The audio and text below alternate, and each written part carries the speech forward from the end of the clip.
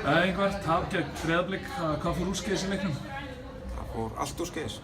Við erum ekki að taka neitt frá Breiðablik, það spiluðu virkilega vel, en við bara hreinlega mættum ekki, fórum bara alveg arfa líla. Getið þið lært eitthvað á þessum leik?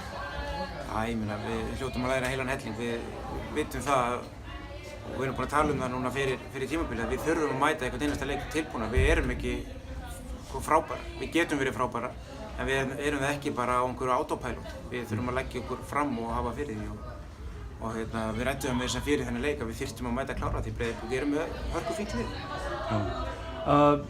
Hverju ætlaði að breyta fyrir leikinn gegn Keflavík?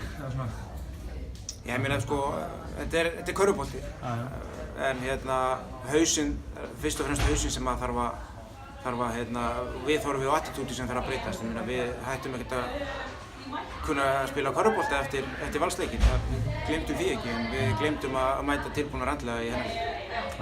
Herru, þakka þér fyrir.